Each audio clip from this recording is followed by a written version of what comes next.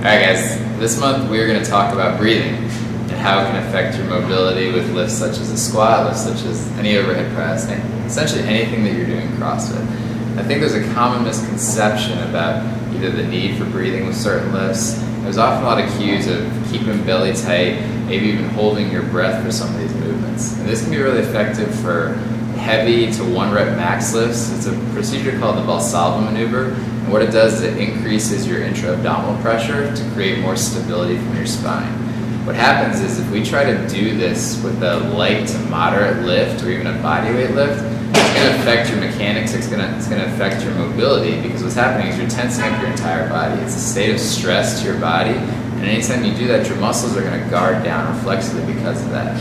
So what we want to work on is using breathing to actually improve your mobility and improve the quality of your motion. Alright, so we're going to use the flexion test, which we've used in a lot of different videos, so we'll come back to this for mobility. So what I'm going to have Greg do, keeping his belly tight, he's going to bring the arms up overhead as far as he can. And as you can see, Greg is missing some flexion mobility. So what we want to do is we want to try to gain that back just through use of breathing techniques in his overhead position. So what I'm going to have Greg do is come on up. So we'll have him get into this kneeling position, and you're going to bring both arms up overhead. So keeping your ribs down in this overhead position, what I'm going to have him do is just hold this position, but focus on taking some deep breaths. And what he needs to focus on is that he's breathing through his belly. What that means is his diaphragm is kicking in. Rather than using some compensatory muscles, what we'll tend to find is people flare out through the ribs, coming out through the chest cavity, or even hiking the shoulders up because they're breathing too much from the neck. As long as he's keeping his ribs down, he's getting belly breathing, he's using the right mechanics for his breathing. If we keep him here in this position, it could be 1 minute, it could be 2 minutes, he can stay here for 5 minutes if he wants. The point is getting used to this position and also using the right mechanics to do so. So we'll have him do this for as long as he sees fit, and then we'll retest that position. You can do this for any movement. Alright, so now, let's make sure I'm not a liar. We'll have Greg do the retest.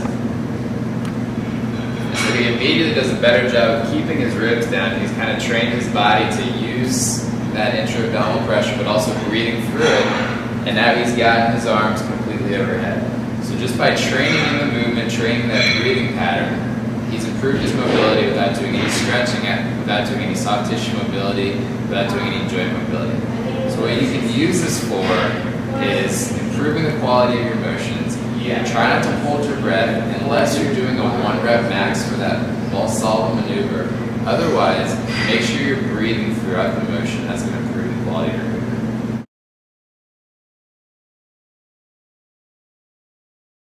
It's kind of expensive.